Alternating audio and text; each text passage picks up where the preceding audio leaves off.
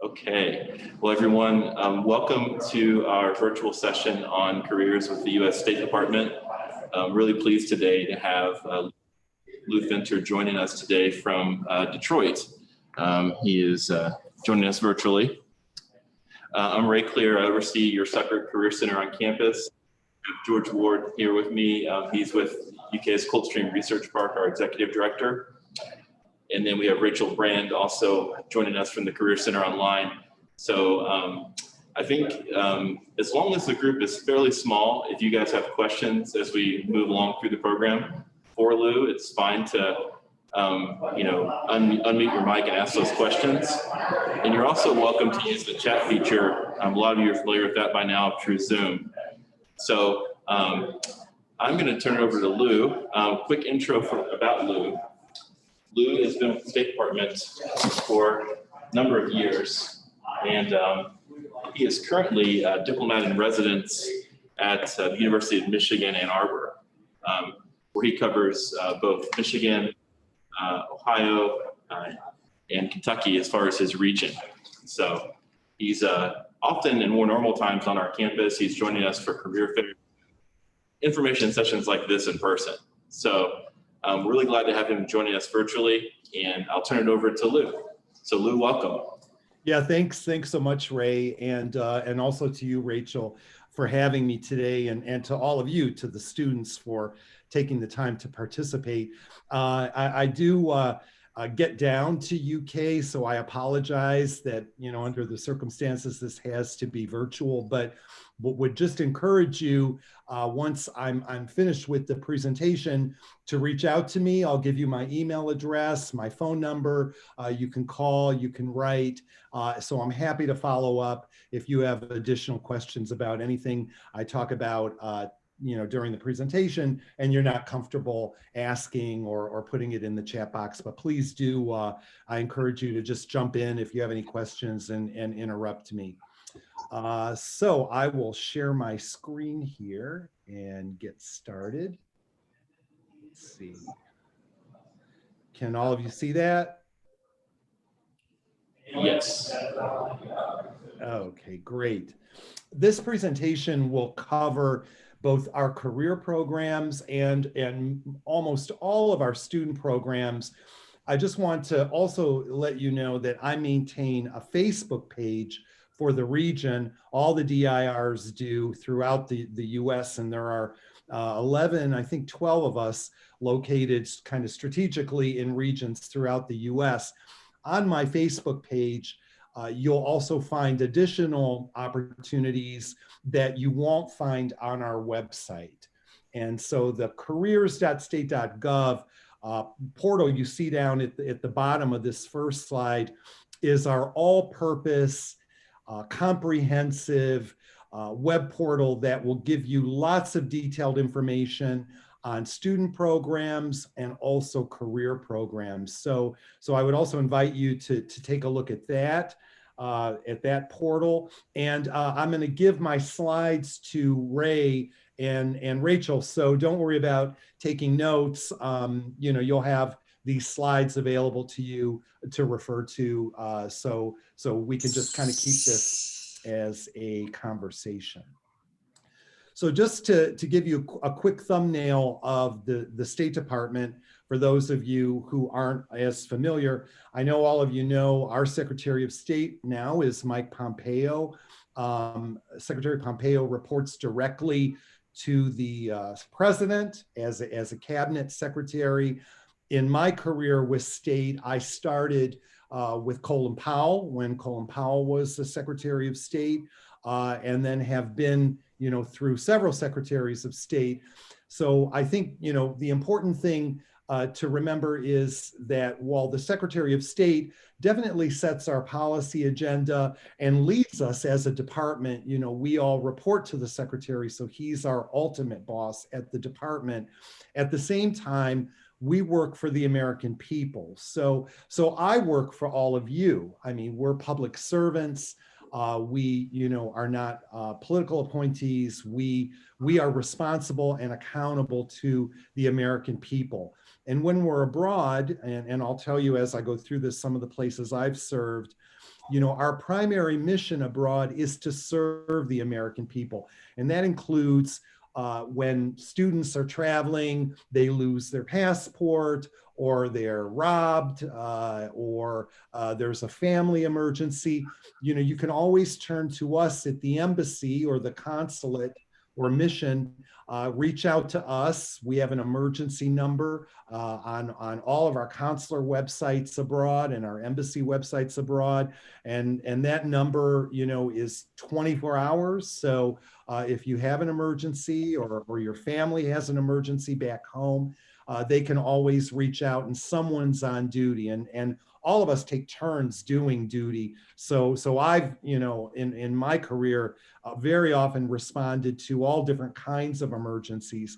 But when you work for the department, even if you're an intern, I mean, not necessarily a career employee, you're doing an internship abroad, you also work for the American people. You're treated just like a public servant when you're abroad, just like another Foreign Service officer. So this gives you an idea of how large the department is. And I would just draw your attention to the last line on this slide, because the vast majority of our employees are in fact local hires at our embassies overseas. So these are people who are not US citizens. They're citizens of the country where we have an embassy, a consulate, or a mission. And they work for us, many of them, for their entire careers. Some of them, people I've worked with in the missions I've been in, have been with the US Embassy for 25, 30 years. And the reason they work for us, you'll often hear from them, is because they want to promote the same values that we promote. These values, are in our interest as a country. Things like human rights, freedom of speech, commercial ties, trade, bilateral trade, meaning, of course, that we have investors who invest in the country that we're working in, but also investors in particular countries we work in investing in the United States. And so they want to often promote these same values that we are promoting when we're working overseas in a mission that you promote if you do an internship with us or you decide to join the Foreign Service. The Foreign Service component of our employee complement is relatively small, and it's divided into really two different categories. So there are Foreign Service generalists, and I'll talk a little bit about that in more detail later. And then there are Foreign Service specialists. And the difference between these two general categories is generalists are in one of 5 career tracks that you pick when you apply to be a Foreign Service generalist: management, consular affairs, public affairs or public diplomacy, economics, which is very often aligned with our political section. And so when you apply to join the Foreign Service, when you take the test, you will pick one of these 5. If you're taking the test, you want to be a Foreign Service generalist. You'll be asked right at the registration which of these 5 career tracks you want to declare.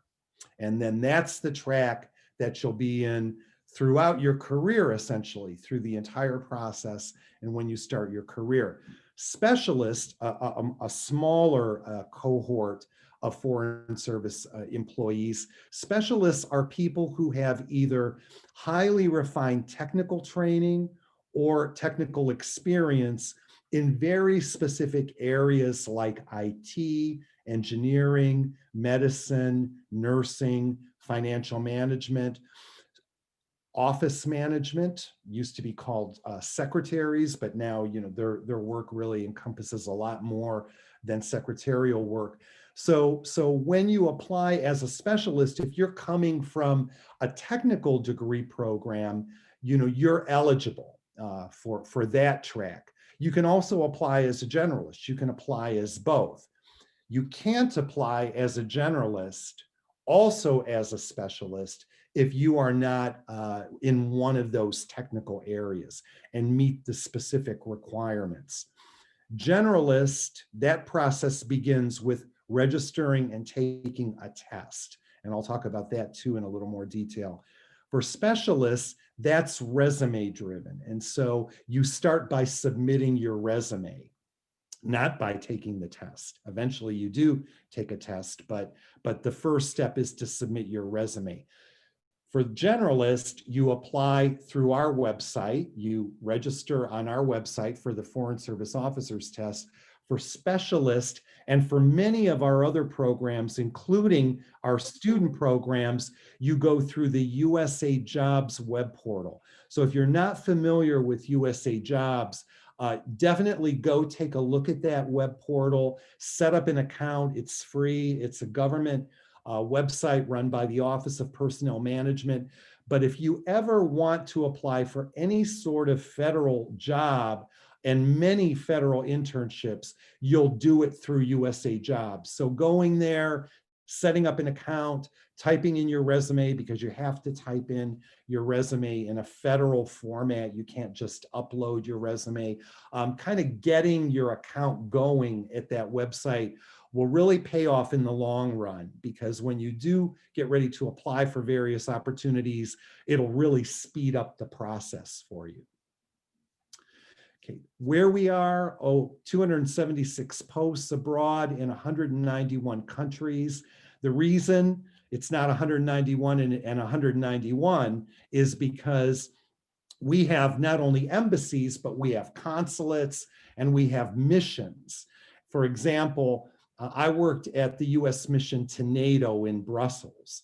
I did an assignment there as the spokesperson. In Brussels, we actually have 3 missions. We have the US Embassy, the US Embassy, which is our bilateral mission to Belgium. We have the US mission to the European Union, which is a separate mission. And then we have the US mission to NATO, because NATO is based in Brussels. So actually 3 different missions in the same country, really doing 3 different things with 3 different sets of responsibilities. In other countries, I was in Pakistan. I was the spokesperson in Islamabad back in 2007, 2008. In Pakistan, we had the embassy in Islamabad, and then we had a consulate in Peshawar.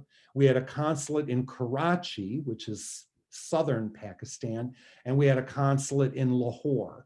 And so while Islamabad, our embassy, was our chief and central diplomatic mission, we also had missions in 3 other cities. And you'll often see this in larger countries or more populous countries. This is important information for you, because if you're applying for one of our internships and you want to work in one of our missions abroad, very often students focus on the embassy. They know there's going to be an embassy in the capital, but that's not always the best strategy, because sometimes applying at a consulate will give you much more experience doing a variety of things, often very fewer, sometimes you'll be the only intern, but fewer interns. And the competition isn't as thick, because a lot of people just don't even think of applying to consulates. In some cases too, keep in mind that the consulate might be in a more important place than the embassy, in a sense. Now, this happened, I was in Turkey. I did an assignment in Istanbul. I was in the consulate in Istanbul. Istanbul is Turkey's largest city, its commercial capital. I mean, it's essentially its portal, immigration portal for people coming and entering Turkey and leaving Turkey. And so while Istanbul is a much bigger, much more important commercial city, the capital is actually Ankara. And so the embassy is in Ankara, which is about a 5-hour drive from Istanbul. So often in Istanbul, we got visitors, high-level US visitors, who would initially stop in Istanbul before they continue on to Ankara. Congress people, president or vice president, if they're visiting Turkey, typically they'll come in through Istanbul, or they'll make Istanbul a stop because it's such an important city. Okay, who are we looking for at the State Department? The answer to that question is that we are looking for people exactly like all of you. You are the people we're looking for. We want the Foreign Service and the Civil Service in the State Department to look like the United States. When we're working abroad, or even when we're working at our headquarters in the United States and we're working with diplomats from other countries who are based in Washington, we represent the United States. And so it's very important to the department that we bring a variety of life experiences, we bring a variety of perspectives. I know sometimes there's a perception that the Foreign Service are people who went to Ivy League schools and all, come from the East Coast, New York and Boston, and of course, Washington, D.C. I can tell you in my case, I actually was born in Detroit. I grew up in Detroit, in the city. I went to a public school, an inner city public school in downtown Detroit. Went to the University of Michigan for my undergraduate program, and then on to graduate school at American University in Washington, D.C., and then on to graduate school again out in California to UC, University of California, Berkeley. I, as an undergraduate, didn't know anything about the State Department. I was a journalism major. I didn't major in international affairs. I wasn't well traveled. I didn't have kind of this history of, spending months overseas studying a foreign language. I really, as an undergrad, knew very little about the State Department, or that there were these kinds of opportunities available to someone like me. Probably if I had known about the department, I wouldn't have thought they would have wanted someone like me. And precisely for the reason that, or because of the perception that I just described to you. So I just want to really, shoot that down immediately, because if you are interested in working for the State Department, if you are interested in an internship or a student program with us, you are exactly the kind of person that we're looking for. And I just want to add quickly, University of Kentucky students are well represented in our programs, very well represented in all of our student programs and as career Foreign Service officers. So I encourage you to take a serious look at the department if it's something you're interested in, and know that I'm here to help you navigate the process and kind of advise you and help you get there. This is how an embassy is organized. All of you, I'm sure, are familiar with this. This drills down a little bit in terms of the organization of the embassy. This is a typical embassy, but in many countries where there are particular issues, this can change a little bit. We always have a management section and a management career track for Foreign Service officers, a consular section and a consular career track, public diplomacy, economic and political, often those are separate. And then we have a regional security office. Now, in addition to these designations, these categories, we also have often medical units where we have doctors and nurses that treat embassy staff. We have facilities managers because we live often on the compound. I just finished 2 years in Afghanistan, in Kabul, as the spokesperson there before this assignment. And in Kabul, due to the security situation, we lived on the compound of the embassy. And so you need water, you need housing, you need electricity, there's a motor pool, you need food service. And so all of these things have to be administered by other Foreign Service officers who have the technical skill to do that. Now, in addition to that, there may be particular issues in a country that require other US government agencies to have representation. For example, a disease situation. When Ebola was an issue in the Congo, in the DRC, the Centers for Disease Control had a presence in the US Embassy in Kinshasa and actually expanded its presence there. When corruption is an issue in a particular country and we're helping a government solve or address corruption in that particular country, you might have Treasury, the FBI. We have the U.S. Agency for International Development, USAID, which is our sister brother agency that is involved in development work. They have a foreign service that is separate from the State Department's foreign service. And so you can also apply to be a foreign service officer separately through their process. The Foreign Commercial Service, that's part of the US Department of Commerce. They have a foreign service that staff our embassies where there are commercial interests.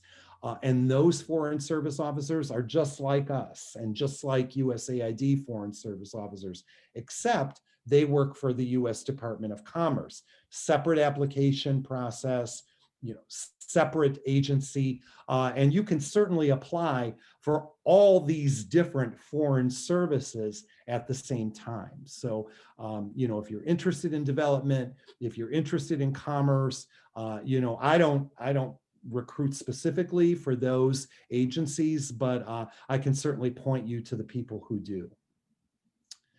So how can you work at state? And I already mentioned this a couple times, but just to go over it again, student programs, many different student programs. We have the civil service.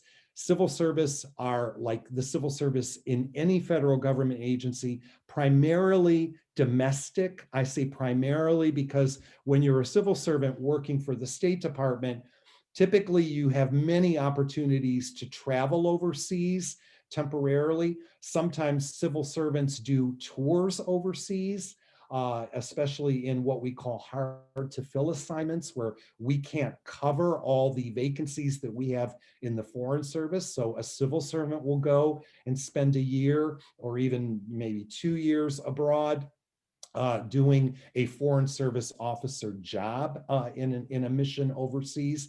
And then we have the foreign service. And as I said before, 2 different general categories, specialist and generalist. These are just a few of our more popular student programs. You'll find more of these programs at our web portal, careers.state.gov, at the bottom of this slide. And also on the Facebook page, I post opportunities. I just posted one today that you often won't find at this portal. And so I would encourage you to go to DOS DIR North Central. That's the Facebook page that I maintain, and kind of keep an eye on that from time to time. And you'll see some opportunities, and I'll mention a few of those just briefly after the presentation's over. In any case, our most popular program, student program, is the Unpaid Internship program. This is 3 times a year, so you have 3 bites at this apple, essentially, summer, fall, and spring. You can do the internship in Washington, or you can apply to do it overseas at one of our missions overseas. It is an unpaid program. And for this program, like almost all of our programs, except the last one on this slide, and I'll talk about that, you must have a security clearance. The important thing to remember about all of our programs is that there is often a very long lead time, meaning the time from you applying for the program and an application window opens and then closes, because our programs have set windows in which you can apply, to actually starting the program can be 9 months. It can be even longer. Part of this is due to the security clearance requirement. All of us have security clearances, all foreign service officers and civil servants, state employees, and even some contractors have security clearances. And as an intern, you have to have a security clearance as well if you're in one of our internship programs, except the last one on this slide. The reason for that is because you're working in a US government facility. you have access to classified information, you're around classified information, you're in restricted areas, very often as part of your internship. And so you have to be cleared just like all the rest of us. That's not a daunting process. You know, students very often are intimidated by this. They'll say to me, you know, oh, I don't think I'm going to be able to get a clearance because, you know, I have parking tickets or a moving violation. I assure you, I have parking tickets.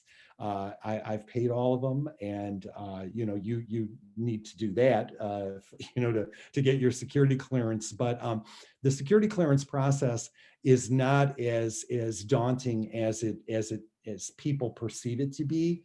The investigators try to get you through the program. You have ample opportunity to explain anything that you want to explain about your background. So don't think for whatever reason, you know, you're not going to get one, like many students do.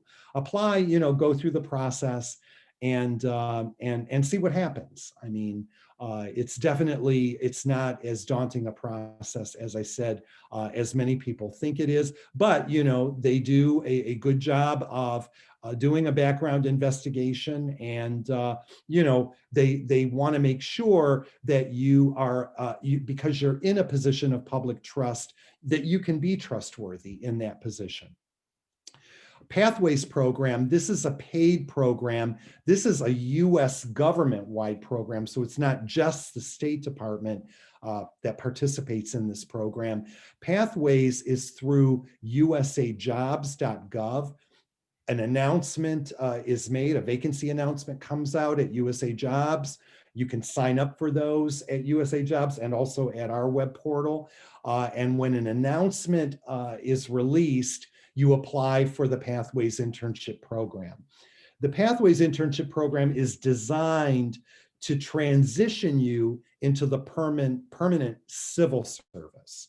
So this program is not designed to lead you into the Foreign Service, although while you're in Pathways, you can apply to the Foreign Service as a career, or even while you're a civil servant, you can apply to the Foreign Service, either a civil servant at the State Department or at any other federal agency. Foreign Service is always open to you to apply if that's what you want to do. But Pathways has three components. There's the internship trainee. So those are for students in school. And then recent graduates is for students who are within 2 years of graduation. So, you know, if you've graduated, all isn't lost. You can still apply for the Pathways Recent Graduate Program as long as it has not been 2 years or more since you've graduated. These internships are all domestic. The Pathways program is not overseas. The first program I mentioned, the Unpaid Internship Program, can be overseas, or it can be at our headquarters in Washington. Typically, Pathways with us, you'll be in one of our passport offices. There's a passport office here in Detroit. You work part-time while you're in school. If you're an in-school student, if you're in the recent graduate internship program, you'll work almost full-time, pretty much full-time, but you work that out with your supervisor. And the third program I just want to mention is the Virtual Student Foreign Service, Vsfs program. Now it's called the Virtual Student Federal Service Program.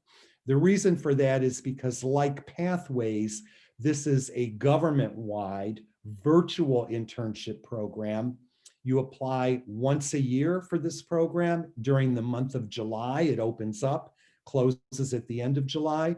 You start your internship in usually late August or September. It's a 1-year internship. It's unpaid, but you do it while you're in school. And so you kind of do it around your classroom work. And actually, on the presentation today, I have one of my VSFS students, WR Dudley. So if you're interested in this program, at the end, you know, he can talk a little bit about his experience applying for the program.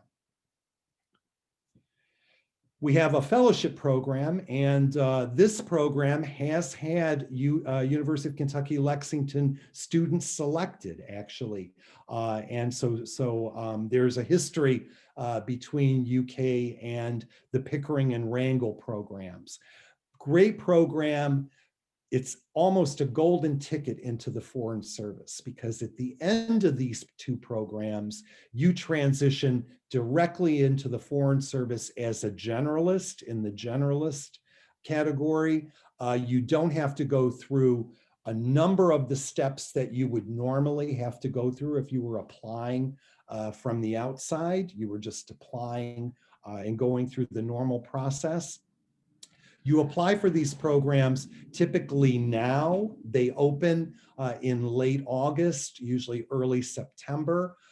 You apply for them if you are planning to go to graduate school. So you would apply for these programs while you're applying to graduate school. You don't have to already be accepted to graduate school, but you have to have kind of an idea of where you want to go, or several options of where you'd like to go and what you'd like to study when you apply for the Pickering or Wrangle program.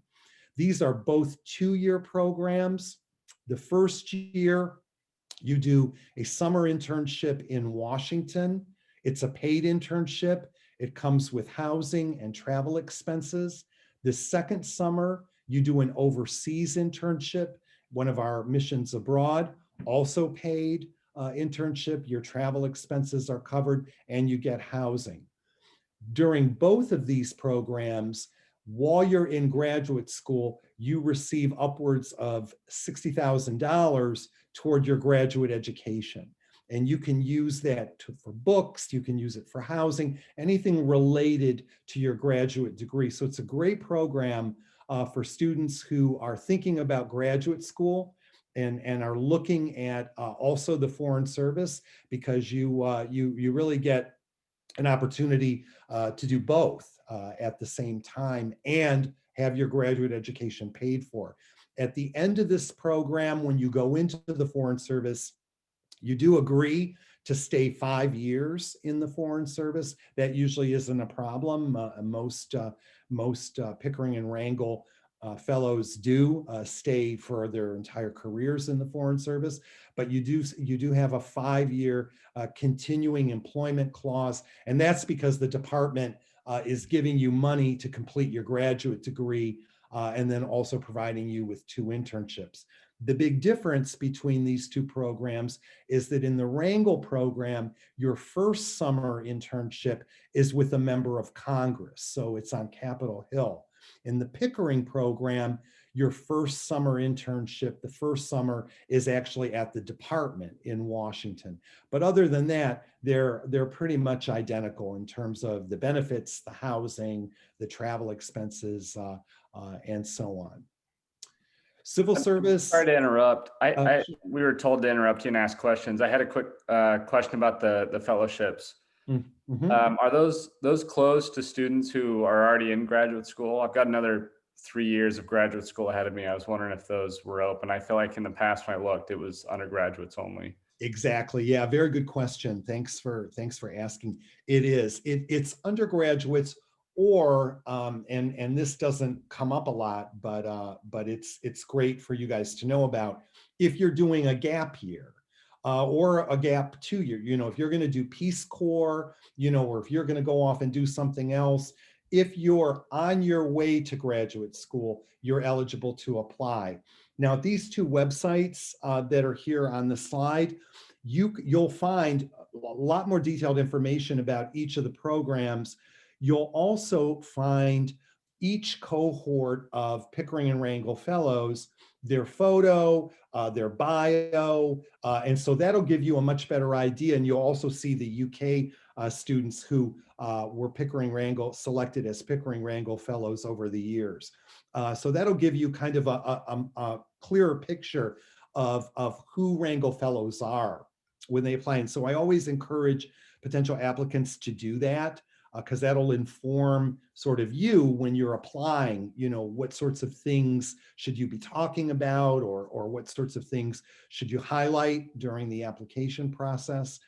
You can also, when you look at Pickering and Wrangle, you'll also notice that we say we are especially looking for fellows coming from underrepresented groups.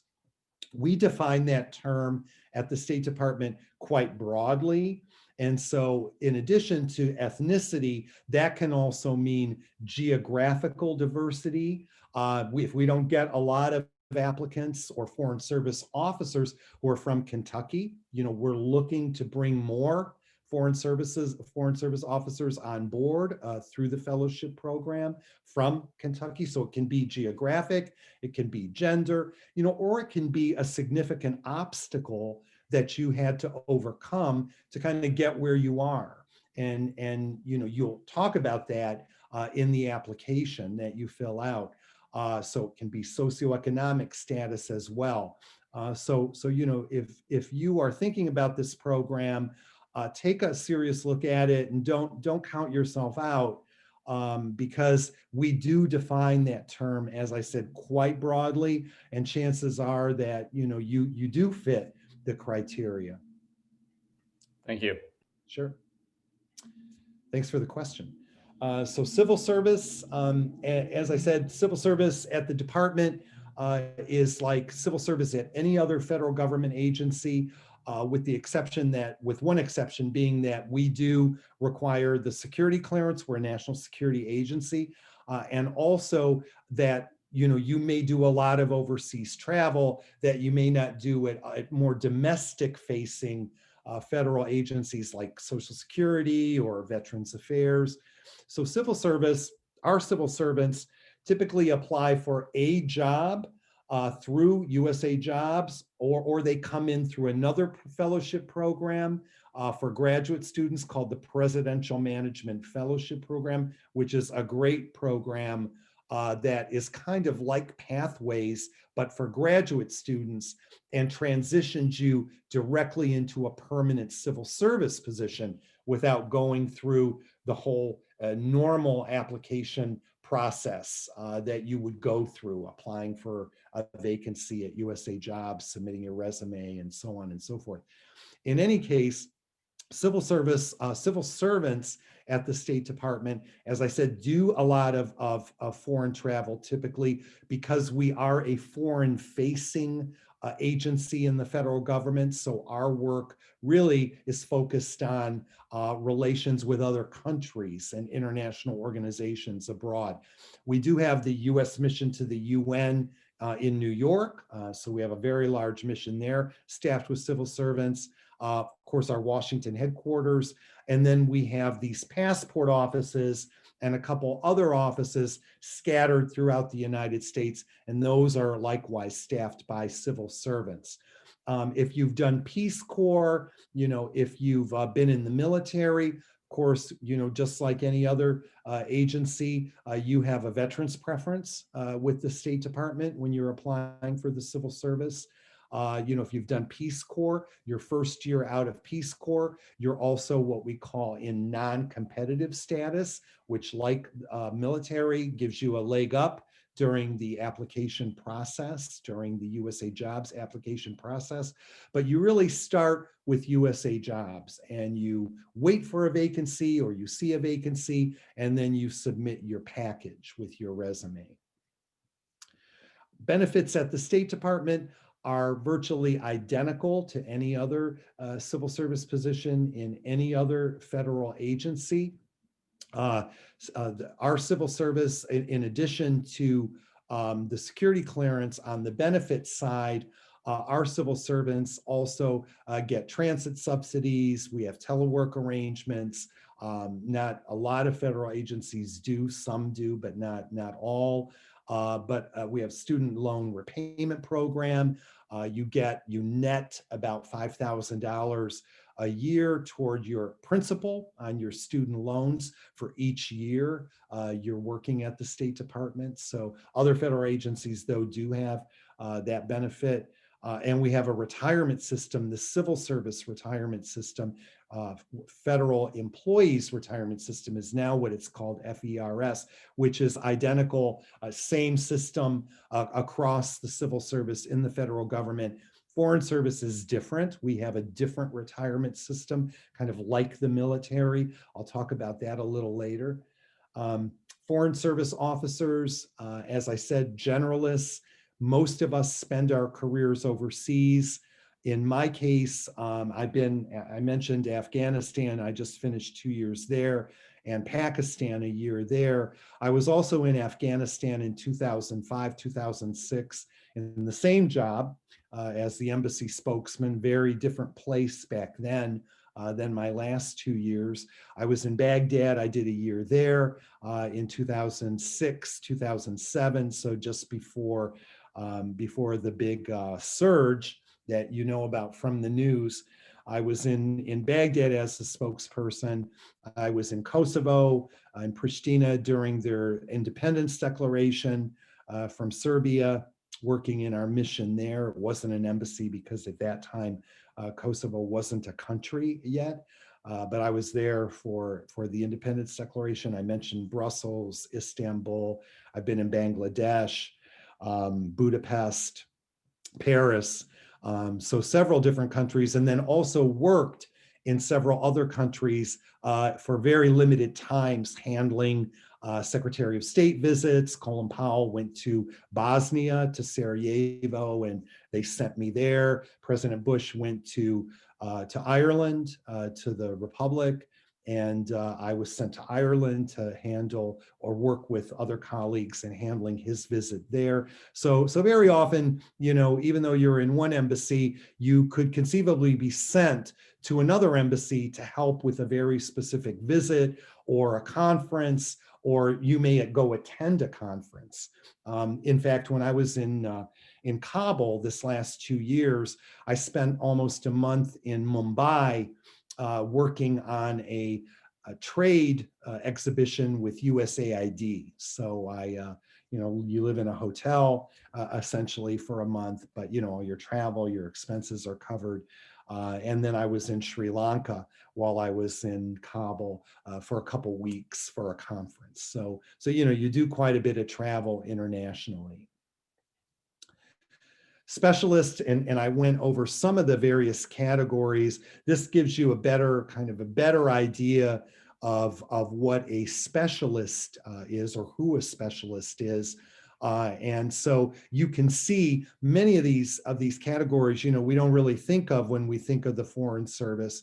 But when you really start thinking about what is required to run a US mission, in many countries that we're in, especially high threat posts, like many of the places I've served, an embassy is like a city. You know, it's almost like a self-contained city, in that you need sort of all this infrastructure to support the staff that's there. You know, in many countries, we work very closely with the military. Many of the countries I've been in high threat posts, very closely with the US military, in places like Kabul and Baghdad, and Kosovo when I was there. And so you typically work across agencies, and you will sometimes have these people from other agencies, or even from the military, actually living with you. When I was in Yemen, I didn't mention Yemen, I was there for 2 years. I was in Yemen when the embassy was attacked and overrun. I was actually inside the embassy when it was under attack by a large mob. We had a quick reaction force, the US Marines in Djibouti, who were immediately deployed to Sana'a, to the capital, and lived, you know, on the embassy compound in tents. And I, you know, slept in my office because it wasn't safe, you know, to go back to our housing where we were living.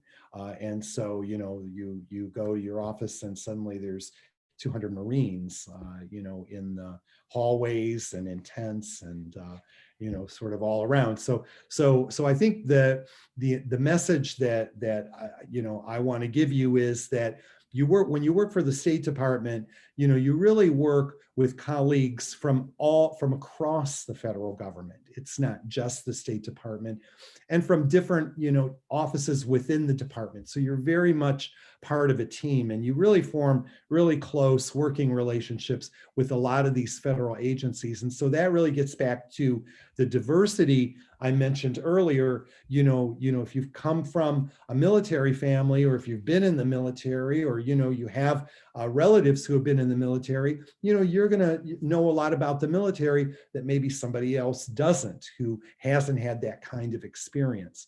And so when you think about the Foreign Service, think about us not only interacting with foreign audiences abroad, but often, within our own government, interacting with people from different kinds of agencies and different federal cultures in the federal government.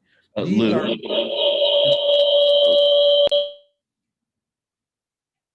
sorry, did somebody have a question? Yeah.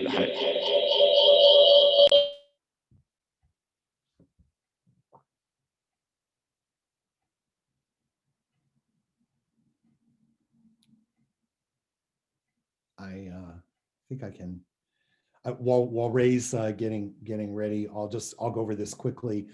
These are the 5 tracks that I mentioned as generalists that you would select at the time you register. I can talk a little bit about those too, if there's any interest. This is the actual process. These are the steps you go through if you want to apply as a Foreign Service specialist. Oh, sorry, Ray, did you have a question?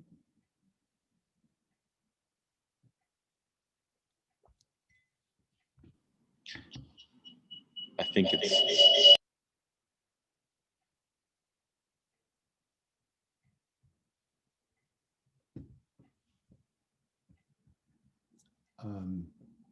Okay, I'll just keep going, and then whenever you want to jump in. As I said, specialist, the specialist category starts with the resume and starts at USA Jobs, at the USA Jobs web portal, applying for a specific track. So if you're an IT, you would apply as an IT specialist. If you're a nurse, you would apply as a nurse Foreign Service specialist. Once that resume is sent in, you're scheduled for a test. This test is a little different because it's largely, not exclusively, but largely subject matter oriented. So, if you're a nurse, you're going to get questions about nursing. If you're an IT specialist, you're going to get questions about IT. Part of this process also involves writing a series of essays.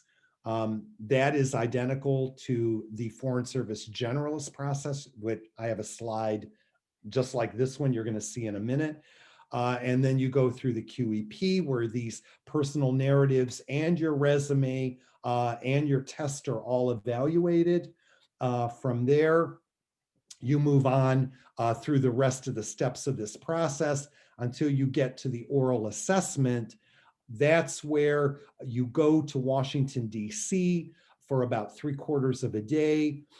You have 3 exercises as part of this 3/4 of a day. One is a written exercise. One is an interview, a structured interview, which is just like a job interview.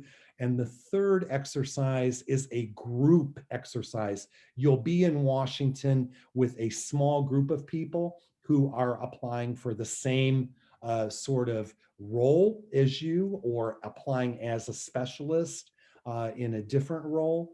And you'll be observed. You'll be given a problem and you're observed solving the problem by a panel of evaluators. Once you get through the oral assessment phase, you go to suitability review. Suitability review, they're basically going to go back through your file, make sure all the boxes have been checked, and then you move to the career track register. And that's where you're on what we call the register. Registers are by track. So if you're IT, there's an IT register. If you're nursing, there's a nursing register. And these are people who are ranked according to their oral assessment score and are essentially waiting for openings for an orientation class to begin. And then they're invited to join the orientation class and are sworn in, and that's kind of when everything starts with respect to onboarding, and the government is actually paying for your travel to start orientation and housing per diem and so on and so forth. Okay. Flag Day. This is when Foreign Service officers, specialists, and generalists find out where their first assignment is. And so you'll see on the screen in this slide, that's the flag of a country. So people bring their parents to this. Sometimes the Secretary of State shows up and gives a talk. It's kind of like a graduation, and you're finding out where you're going to spend your next assignment overseas. And the way you find out is they pick up one of these flags that represents the country you're going to, and hopefully you know what country that flag represents. Hopefully you know it. I say that because that's not always true, and so if you don't, they'll tell you. But this is kind of a big day, big graduation day, and is usually followed by a reception and parents and family members kind of meeting each other and meeting your colleagues that you've been in class with, in orientation class. So to start the Foreign Service Generalist process, the generalist, not the specialist, the first thing you do is register for the test, the Foreign Service Officer test. This is given usually 3 times a year. We just had one in October. The next one is scheduled, usually scheduled around February. Registration is the preceding month. So registration will open hopefully in January, and you'll have several weeks to go in and complete the registration. You do that through our website, not through USA Jobs. You go through careers.state.gov.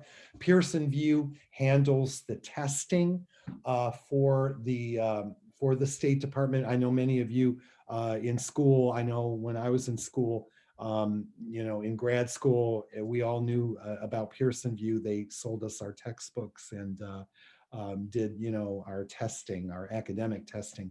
But in any case, Pearson VUE does administer. No cost to take this test. It's free unless you don't show up. You register and you don't show up. Then you're charged. But generally speaking, no charge for the test at all. It's free. You can take this test annually. Many Foreign Service officers, successful Foreign Service officers, when they took the test the first time, they didn't pass the test. That's not something, they normally like to admit publicly, but believe me, it's true. People sometimes take this test several times. Your score doesn't follow you through the process. So, you take it once, you don't pass it, register for it and take it the next year, and take it the next year if you need to. I work with someone who took the test 7 times. He got in, he's a Foreign Service officer, but it took, 7 years of taking the test every year. Your scores don't follow you through this process. So, you don't pass it the first time. You just have this 1-year waiting period that you have to satisfy. But when you are allowed to register by the system for the next test, the year later, when you take it, it's like you're taking it, for the first time. Nothing is following you through the process here. It's given generally when it's in person, it's given at specific locations throughout the United States. What they just looked at doing was doing this test remotely, doing it virtually because of course, the COVID situation. But generally, I think in Kentucky, when it was last given in person, which was in February, it was given in Frankfurt. So students at UK that I talk to pretty regularly went to Frankfurt to take it, to register. But they try to put you at a test center that's closest to you. Okay, as part of the registration process, this was on the previous slide, and this just changed this past January. As part of the registration process, you have to submit personal narratives. These are very short essays that you submit with your registration. You can't complete the registration process unless these essays are submitted. The essays are evaluated with the next step in this process. Your essays are evaluated if you pass the test. And you'll know typically that day, sometimes on your way out of the test center, whether or not you've passed the test. You're given your score and told, automatically, because it's a multiple choice, a couple short answers, but generally most of it is a multiple choice test. And so, it's machine graded. So you're gonna get your result fairly quickly. If you pass, your essays that you submitted as part of the registration automatically move on to the next step in the process and for evaluation. If not, you stop there, wait a year, register and retake the tests the next year. These are the areas that your essays cover, each of these areas. I get a lot of questions from applicants about essay writing. We're not allowed to coach students in, I can't look at essays and critique them. I can't look at resumes and critique them, but I can give you some very general tips that I share with all students who ask, or all applicants who ask on putting these together, things that really we all know, but I've pulled together in an email in one place, things like grammar and syntax and agreement and structure, just good writing tips that you want to keep in mind. But these are the areas that you cover with each of your essay. Leadership with one, interpersonal skills with one, communication skills, and you essentially draw on an experience you've had in your life where you've had to demonstrate leadership, or you've had to demonstrate good interpersonal skills, and you write about it. You tell the examiners what happened. Okay. Hey, Ambassador Fintor, this is Todd Stoltzfus. I work with Ray at the Career Center. There were a couple of questions that some students had in the chat. Could I relay those to you? Absolutely. Although, I'm not an ambassador, though I appreciate the promotion. And so, but yeah, you can just call me Lou. Okay. And Ray's having some microphone issues, some feedback and echo. So one question was saying that I was an AmeriCorps Vista for 2 years, and my federal non-compete status just expired. If applying for civil service positions through USA Jobs, will AmeriCorps service still be helpful? Absolutely. Yeah, great question. Thanks for asking. So federal service in general, it can be very helpful in terms of seniority, because if you've done a Peace Corps, or AmeriCorps service, you can, generally speaking, there are sometimes exceptions to this, so it really depends on your particular situation. But in general, you can transfer that time into the federal retirement system, foreign service or civil service. And so, coming in as a Peace Corps, if you've done Peace Corps or AmeriCorps, you come in on your first day, you've got a year or 2 years or 3 years already toward your retirement, already accrued, and toward accruing sick time and vacation time, right? Because at different stages, different seniority stages, the amount of vacation time that you get increases in the federal government. So absolutely, yeah, it can be helpful, and just the experience can be helpful, because it's going to give you, a well to draw from when you talk about what you've done, and especially on these essays that are required. So really great question. Right. And I have one other question that I don't think was addressed, but may have been, so apologies. but I'll just read it. A few of my fellow classmates and I are caught in a predicament. We're already in graduate school and graduate in December. Many of us had internships secured for the summer and fall with the State Department and other agencies, but COVID-19 prevented all of them from happening. The majority of opportunities that we need to get into these agencies were taken from us. What other opportunities are out there, or do you believe any agencies will be allowing students in our situation to have a chance? Yeah, that's a good question. And all, I can tell you, speaking personally, that it was a huge hit for all of us, for the DIRs, because, we work very closely with students and applicants and kind of are in touch with them really as they go through this process, applying for internships. And so for us too, it was a huge disappointment, because we get to know students like you when we talk to them on the phone and email back and forth with them. Yeah, so I guess the short answer to that is we are moving forward with all of our programs as if they will take place. And so right now, anyway, the plan is, they will be in-person programs overseas. When you apply for these programs, I would encourage you to definitely mention that you were selected for an internship program and what happened. I mean, this situation is something we're all aware of in the department, that actually throughout the federal government, because as you pointed out in your question, it wasn't just the State Department that canceled these in-person internships. So that's something that you definitely want to point out in your application materials, and then hopefully you'll be successful this time around. But the real key, I think, with all of this, with the Foreign Service, with our student programs, is persistence.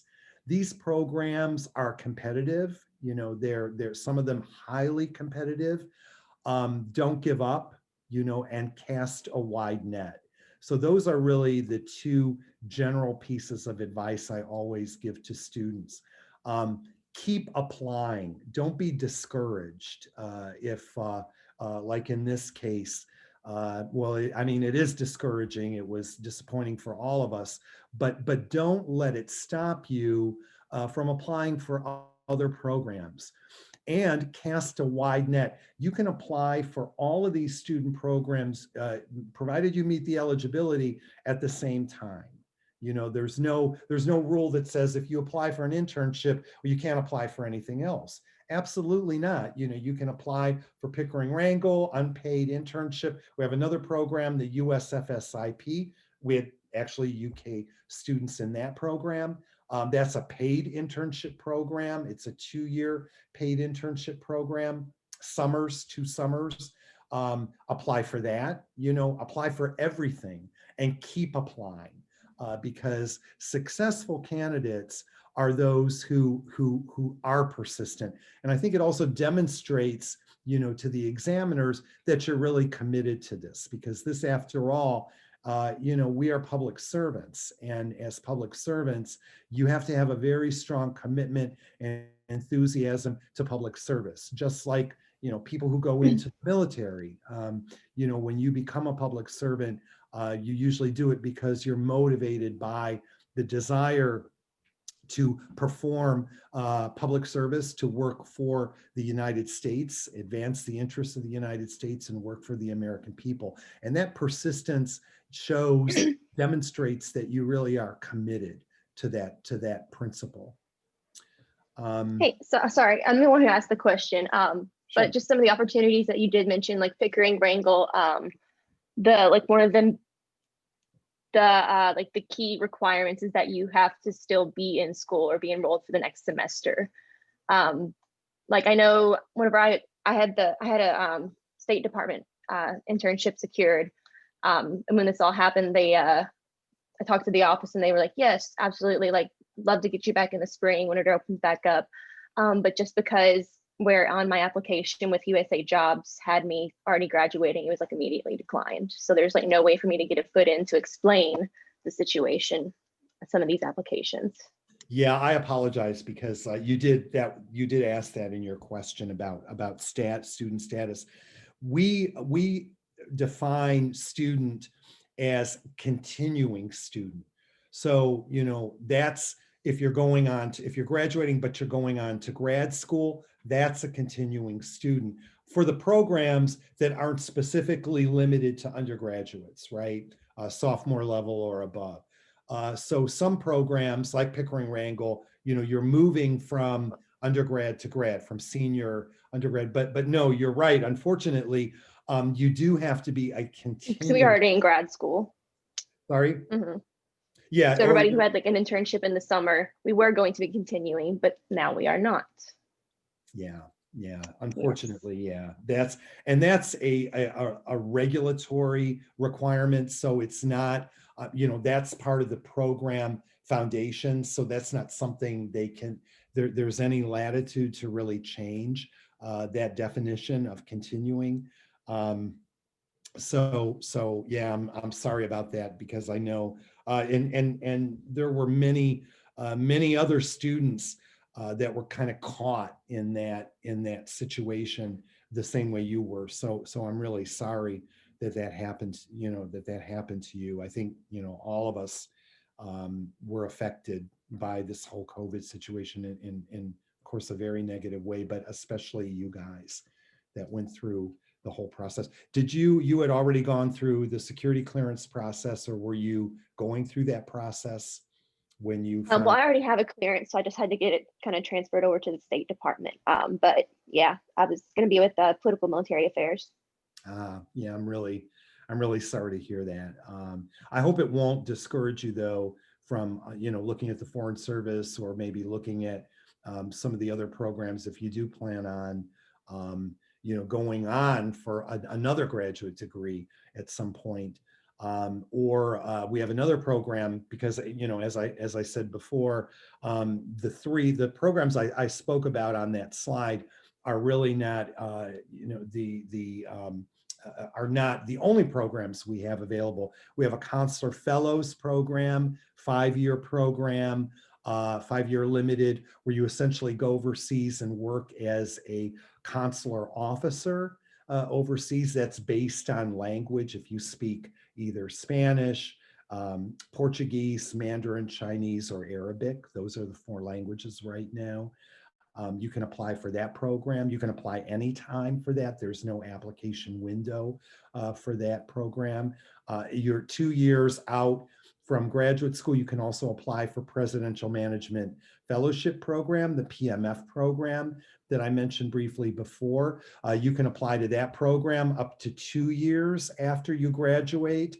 That's a full-time program, so you're paid essentially as a civil servant for the first 2 years, working full-time at the State Department doing developmental classes and activities in addition to your job. And then at the end of the 2 years, you convert to the permanent civil service. You can apply to the Foreign Service while you're doing that, you know, and all of that, you know, counts toward your retirement and so on. You know, you're contributing to the 401k government TSP program. So you might want to consider that Presidential Management Fellowship program and apply for that as well while you're looking at the Foreign Service. So yeah, but I'm sorry that happened to you guys. I think, you know, was a big disappointment for all of us at the department as well. Thank you very much. Thanks. Yeah, no, thanks for asking the question. Just to kind of go over the test a little bit, because this question does come up quite a bit. What's on the test? You know, it's kind of what you would expect when you think about what a Foreign Service officer does. So when you think about this test, you know, it's not like the SAT or the GRE that you took. You know, those tests are measuring academic potential, you know, how well, as a predictor, you know, how well will you do as a grad student? how well will you do as an undergrad student, right? So these are academic-based tests for academic outcomes. This test, the FSOT, the Foreign Service Test, is how well do you know the country? How well do you know your country, the United States?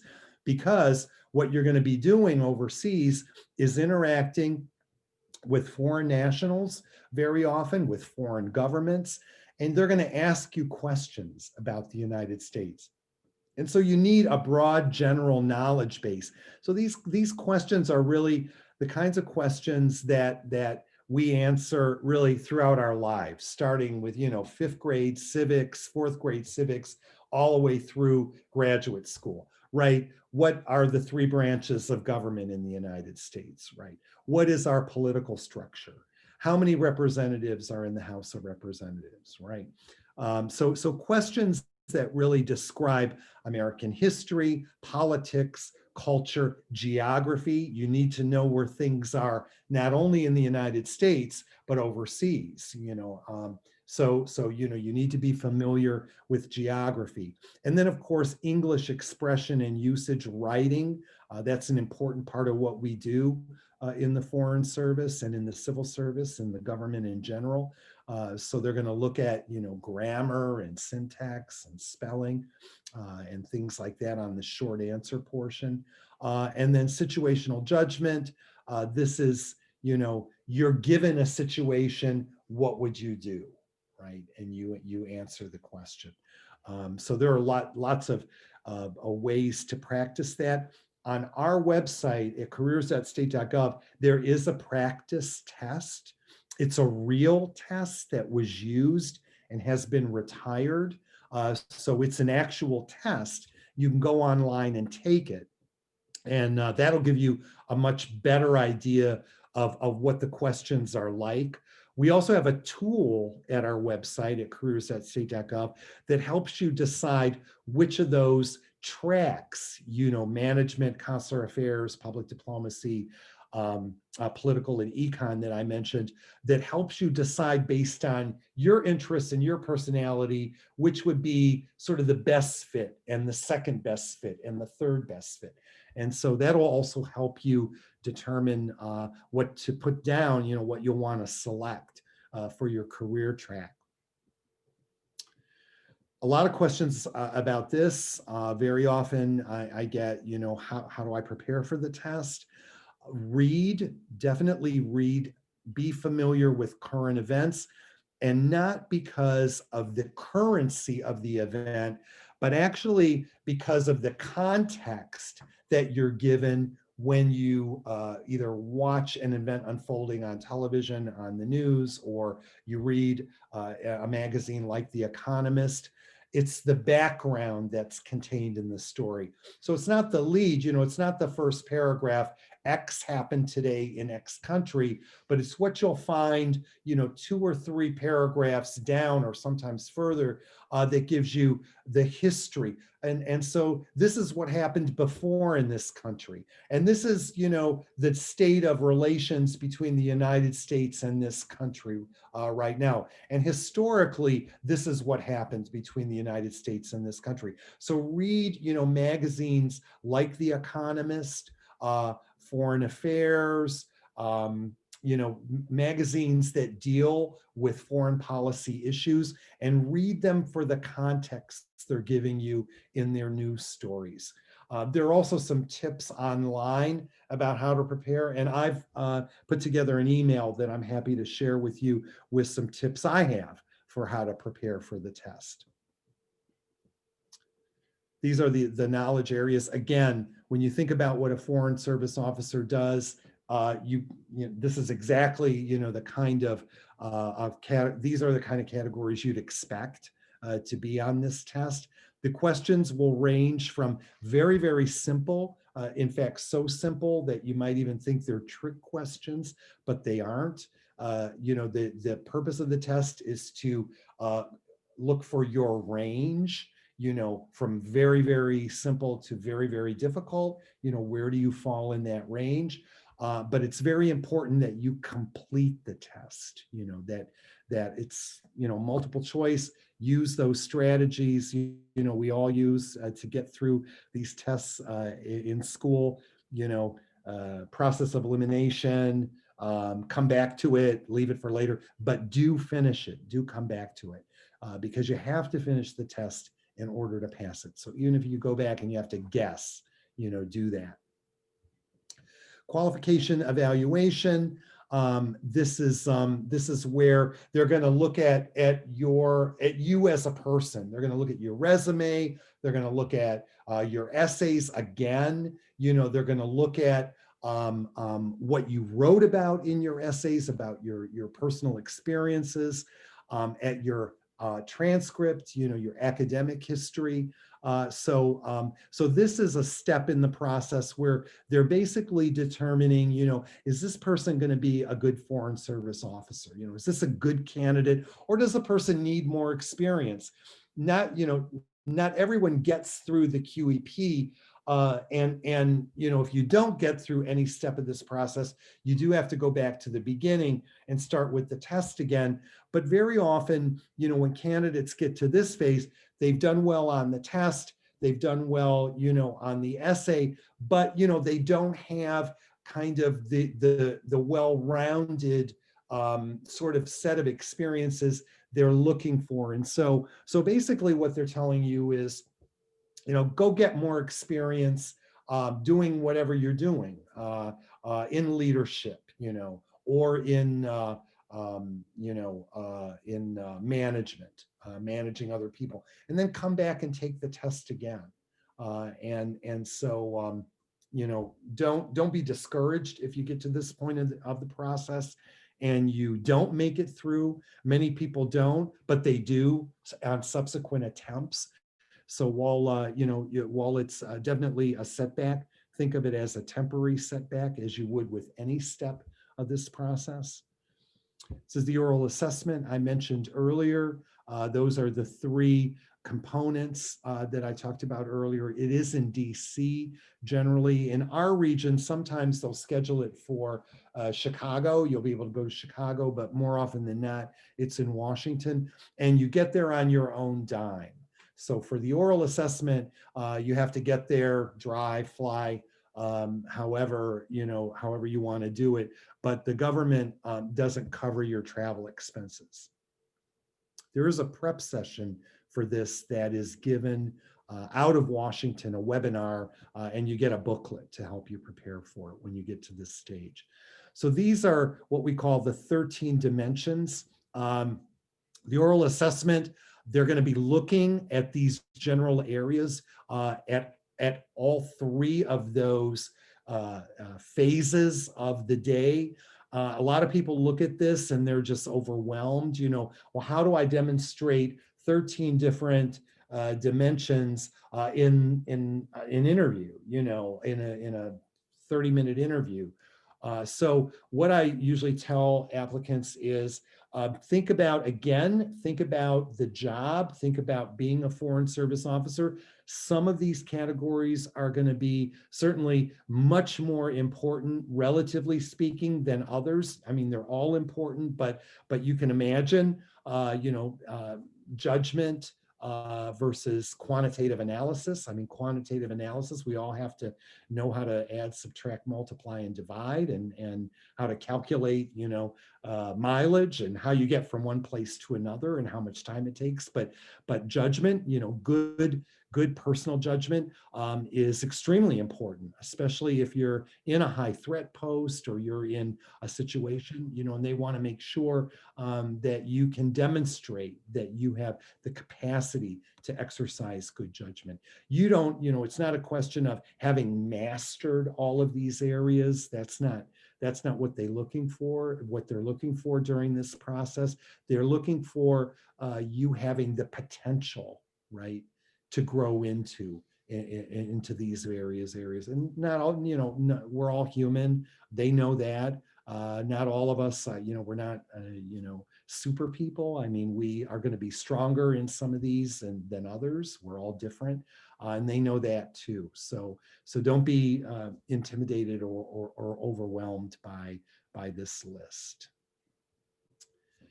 Again, getting back to why you joined the Foreign Service, this is really critical, and this is something that they're looking for throughout the process, because you really do have to have a strong commitment to service, to public service, a commitment to serving the American people, to advancing the interests of our country, because you're representing the United States.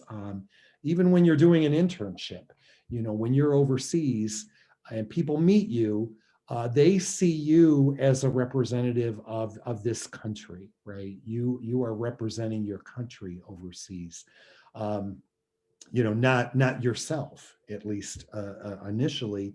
And so, it's a very heavy kind of responsibility, and it's something you have to always keep in mind, that when you're out and about, or you're interacting with other people, they're seeing you as a representative of the country and of the government of the United States. And so when you speak, what you do, where you go, how you interact with them. And in some cases, you'll be the only American the person may have ever met in their entire life. They're going to judge all Americans by their interaction with you for better or worse. Unfortunately, that happens, or fortunately. So you always have to keep that in mind, and you want to look at the Foreign Service, at this role, as a challenging one, right? A lot of intellectual curiosity, someone who likes challenges, who likes being put in different kinds of situations they have to adapt to, and who wants to really learn over the course of your entire career. Of course, because we're all learning. Certainly, we learn foreign languages quite frequently in the Foreign Service. They sent us to the Foreign Service Institute. Before I went to Afghanistan, I had a year of Dari, full-time, student studying Dari at the Foreign Service Institute in a class of 1. I was the only person in the class. And so, I couldn't kind of point to the person behind me, or, avoid the question if I, kind of didn't pay attention to my homework the way I should have the night before. So I had to learn a whole new alphabet, another language. And so, you have to want to be excited by those kinds of things, and demonstrate that too during the process. These Hi, are some of, oh, sorry. May I interrupt for a second? There was another question from a student, if I may. Mhm. Sure. So the student is asking, I have a question about the online practice FSO test. I attempted to take it about a year ago, and it froze on me. I vaguely remember the policy being that you can only retake it after a few months. Is this still the policy, and could I retake the practice test with the excuse that the website froze? Yeah, that's another good question, and the answer is I don't know. There is a link on the website on Pearson VUE that you can write to for technical problems. I would do that. I mean, I would write to them and explain the situation. They ultimately make that decision. If that happens, and it's this technology we're all kind of captive to. Even Zoom, as many of you know. So, it fails, it can fail, and does fail, and usually fails when you need it to not fail. That's certainly been my experience. So if something like that happens, whether it's at USA Jobs or whether it's at our website or Pearson VUE, immediately write to the technical support email address that you get and let them know. Because there is a provision with the practice test that you can only take it once, right, in a cycle, in an application cycle. And so you want to avail yourself of that opportunity, and it'll explain that on the website. Excuse me, when you go to take the test, it'll tell you what the limitations are to the test. But some people, they take that practice test and they want to simulate the real test. They want to time it and approach it like they're doing the real test. Other people take it, they go in and they answer a few questions and kind of take their time with. Do approach it the way that works for you when you take it, the best way that works for you.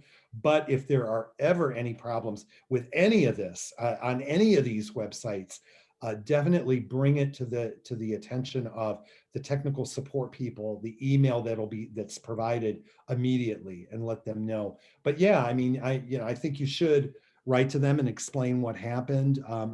Did you say it was you said it was a few months ago or over a year ago? I can't remember. It was last fall. Okay, so you'll be able to take it again. Okay. Take it again. And by the way, since you asked, they just put up a new test. They just retired a test. And so the test the practice test you're going to take now won't be the same one you took before. So Okay. Be extra helpful.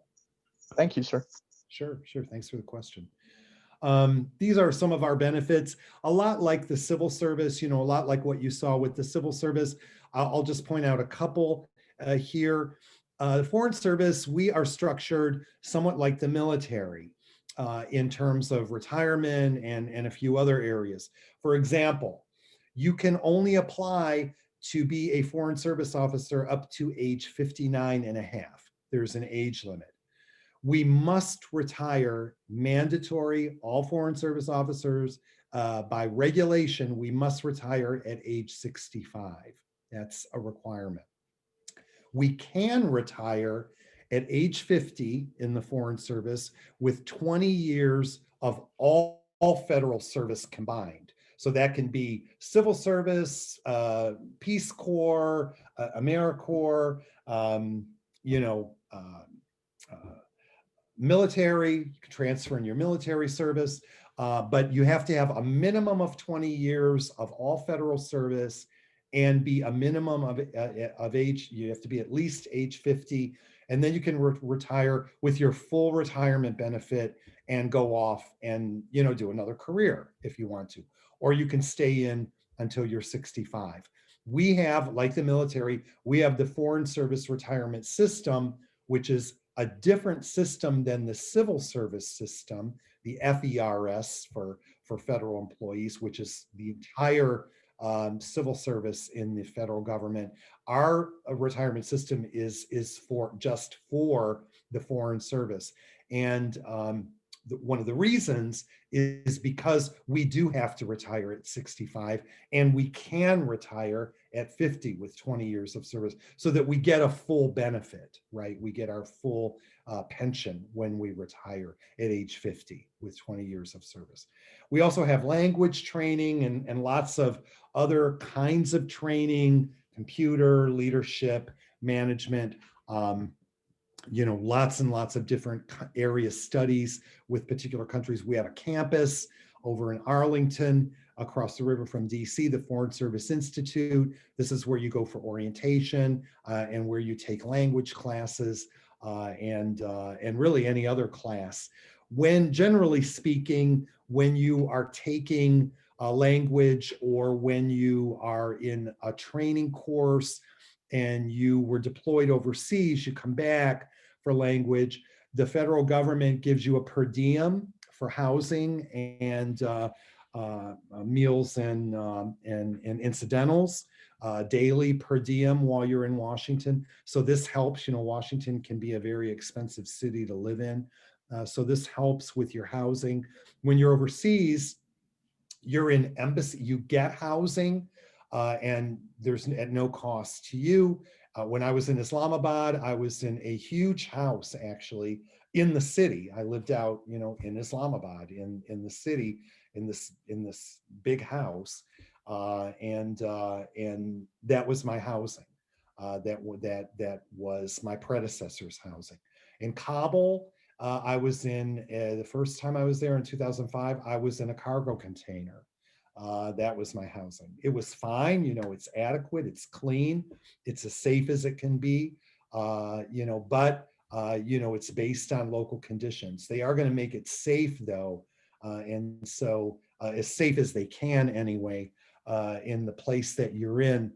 You can also travel with your family. So if you have a spouse, if you have children, if you have both, when you're in the Foreign Service, depending on where you're going, your family can travel with you generally if it's there aren't high threat restrictions or hardship restrictions or health restrictions for your family. They're on your orders. They get diplomatic passports just like you get.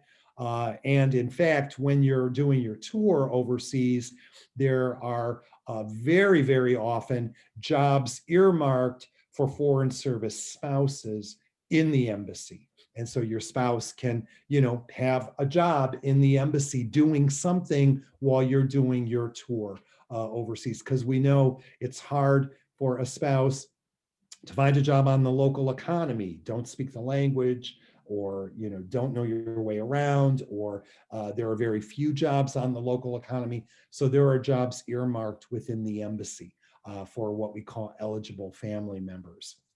And you do get rest and recuperation travel, you know, place like Afghanistan, R&Rs, you know, you get 3 of them in those high threat, high hardship posts. And we get home leave, which is congressionally mandated.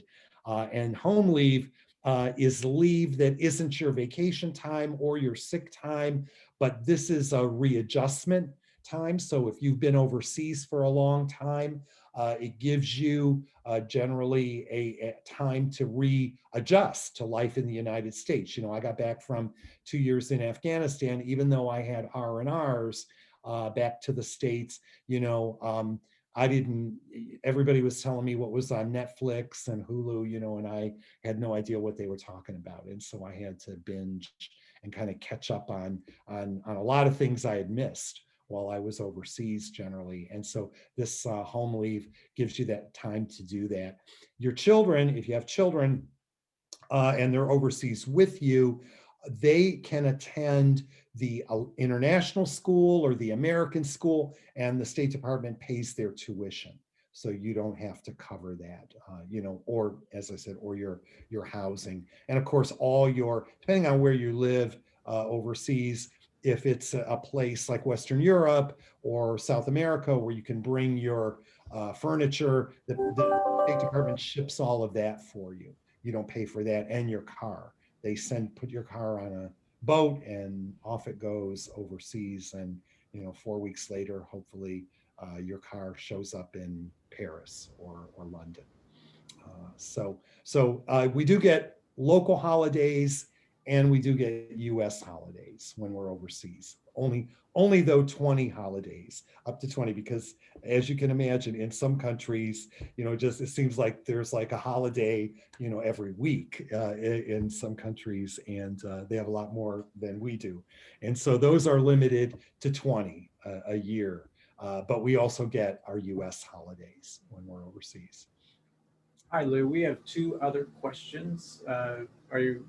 Sure. Good. All right. So the 2 questions are you placed in the foreign language class by placement test? And the second question, do many people in foreign service have children? Another 2 great questions. So the answer is yes to the first one. If you have some language background, when you are enrolled in your language, you'll take a placement test. I came in to the Foreign Service, you know, I had high school French and spoke a different language at home, a heritage speaker, but didn't have like formal training in the language. So I opted for French, and I took a placement test. And you know, they're going to try to put you in when it's a class like a world language like French or Spanish, you know, or Portuguese. They're going to put you in a slightly bigger class. You might have 4 or 5 students, but at the level you're at. And so even if you speak very little, like my Spanish is como está and hola and muy bien, gracias, but still that's enough to put me in a different kind of class than a total beginner's class. And so, so they do place you where your ability lies. You can sometimes test out. I mean, if you have a good command of the language, fairly good command of the language, you can test out completely and may not have to even take the language that you're going to study. So there's always that option too. Your second question was whether a lot of Foreign Service officers have children. They do. A lot of Foreign Service officers come into the Foreign Service married at the time they come in. We get Foreign Service officers right up to the age 59 and a half. Some have their parents as dependents. I worked with someone that was the situation. She had her elderly mother who was her dependent and traveled with her on her orders. But yeah, many Foreign Service officers do come in with young children or have children while they're in the Foreign Service. We also have what we call tandem couples, where both both spouses are Foreign Service officers, and they coordinate their placements, their assignments, where they're going to go. And so the Foreign Service we have an office at the State Department called the Family Liaison Office, FLO, and that office is specifically for family support. And so if you have a spouse and children, they're going to help you work through getting your kids in school and getting your benefits. If you have elderly parents, they're going to help you with that. If you've got family issues, a sick parent, you can go to that office and they're going to help. The office, the mission of that office is to provide support to families in the Foreign Service. So many people do. I mean, my mother was sick in Cincinnati and living in Cincinnati, and I had to go to that office. I had to go home, arrange to go home, and they were really helpful to me. So there is that kind of support in the Foreign Service for you, whatever kind of situation you're in. Does that answer your question? I hope. Okay. Great. So the Counselor Fellows program that I mentioned, I mentioned briefly earlier, this is a 5-year program that you can apply for if you speak one of these 4 languages. I won't spend a lot of time with this because I don't know how many of you speak these 4 languages, but there's more available on this on our careers.state.gov website. And you essentially work as a consular officer. You're treated just like a Foreign Service officer. You can apply to the Foreign Service while you're doing this. For this program, there is no window. It's, I think, our only program where there's no application window. So you can go and apply now. You can go to USA Jobs and apply for this program now. The language threshold, a lot of people think, oh, I have to speak fluent Portuguese or fluent Spanish. Not true.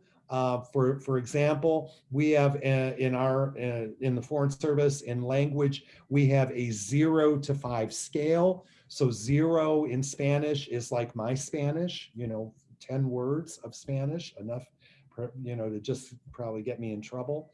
And then a 5 or a 5+, 5 or above, is someone who is a native speaker and was educated in the country, had their formal education through university in the country. They speak at that level. So the requirement in Spanish for this program is a 2-2. It's not even professional level. Professional level is a 3-3. And I say 2-2 because we're only tested in the Foreign Service, Counselor Fellows, whatever the program, we're only tested in reading and speaking. Writing, you are not tested in writing when you're tested in language. So a 2-2 in Spanish is basic conversation. And once again, you know, when you think about what your role is in this program, you're doing visa interviews, right? You're at a window. Why do you want to go to the United States? Where are you going in the United States? How long are you going to spend in the United States? What are you going to be doing in the United States? Who do you know? You know, who, what, when, where, why, and how. Basic conversation, right? You're not going to have sort of abstract discussions with visa applicants like you would, you know, if you were a political officer doing political work. And so the threshold for these languages, you know, isn't absolute native speaker. This is the process. I'm not going to go, you know, I won't go into a lot of detail about this, but if any of you are interested, you know, follow up with me, because I don't know how many of you speak, you know, one of those 4 languages or would be interested in this. This is a, you know, this is essentially a full-time program. And by the way, you can bring your spouse and children, just like the Foreign Service. Your housing is provided, a lot of things identical to the Foreign Service, and you're treated on the job like you'll be treated just like another Foreign Service officer. Okay, benefits can see very much like both the Civil Service and the Foreign Service, with the holidays, housing, training, children, education for your children to attend private school overseas where English is the language of instruction. There is a recruitment incentive that we don't get in the Foreign Service, up to 10% of your salary over 5 years. So you actually get a salary boost. Okay, that's the end of the slideshow. I'm sorry it went on for so long. I did mention at the very beginning that there are some programs that I put on my Facebook page that you won't find on the careers.state.gov website. I'll just mention a couple really briefly. The Critical Language Scholarship Program is, I believe, still open for applications. If you want to go study a critical, national security critical language overseas for the summer, apply for this program. Many of these languages don't require that you have had any experience studying the language. Farsi, Hindi, Turkish, Urdu. So some of them do, but many of them do not. So if you want to learn Farsi and you want to go overseas on a scholarship that will cover your tuition and your housing for the summer, look into this program and apply for it. It's CLS, Critical Language Scholarship Program. Last year, we had a student who just wanted to learn Farsi, you know, just thought it would be a great language to learn with everything that's going on, you know, with Iran and so on. He was sent to Tajikistan, to Dushanbe, Tajikistan, lived with a family, a host family. Not a lot of tourist traffic in Tajikistan, as you might imagine, on the Afghan border, high up in the Pamir, part of the Himalaya chain in the mountains. He had a great experience. You know, he was one of the only Americans that a vast number of people met over there. So, you know, they were all interested in him, wanted to hear about the United States, unfortunately wanted to practice their English with him. But, you know, this is an immersion program. He was trying to learn Farsi, got to travel around on weekends and when he, you know, he wasn't consumed with school, and on his way back, got to stop and do some travel around. So this is a great opportunity. You might get a home stay with a family. You might get put in a dorm at the school where you're studying, where they're sending you to study the language. You know, you might even be in a situation where you live semi on your own while you're studying the language. But it is an immersion program. Definitely take a look at that. It's on my Facebook page. I posted it few days ago. I reposted it actually a few days ago. And also there's another program. I sent this to Ray today. I just opened up today. It's the Pickering Wrangle, or it's the Wrangle Summer Enrichment Program. That's a summer program where your housing, travel expenses, everything's covered. You go to the State Department, you're exposed to the department. You have lectures by ambassadors and people from outside government that are involved in international affairs, think tanks, journalists, and so on and so forth. That just opened today, and it's open through February. I posted on my website. There's a veterans program, a special veterans program. That's posted on my Facebook page. You won't find that at careers.state.gov. And we have another program. We're looking for youth ambassadors to staff the US Pavilion at the Expo Dubai in Dubai. So our government, our country has a pavilion there, kind of like the World's Fair. Millions of visitors to this expo come through Dubai, come and visit this expo. And so we're looking for youth between the ages of 18 and 29 to be youth ambassadors, represent the United States, greet people, kind of walk with them, be available to them to answer questions. No foreign language experience required to apply for this, although huge asset if you speak one of several languages. That's actually on the Youth Ambassadors application website. So that's up there on my Facebook page. But there are programs like that that are very limited. They might be just for a summer. They might be scholarship and not internship specifically. So I try to put those on my Facebook page for you guys as soon as I find out about them. So you can also kind of keep an eye on what I'm posting there. So any questions from you guys? Anything you want to ask about? Let me take this down. Well, thank you very much, Lou. And if anyone has any questions, feel free to shout out now. Ray's had some technical problems, so on behalf of Ray, we do appreciate you meeting with us and our students.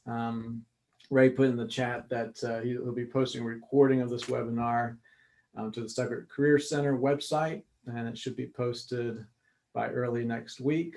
And I'm actually an alum of the U.S. Department of State. I was in the Presidential Management Fellowship Program about 20 years ago. So I remember when we met when I was down in Lexington. Yeah. Yeah, it was a wonderful program. I was in the State Department for 6 years in the Bureau of Population, Refugees, and Migration.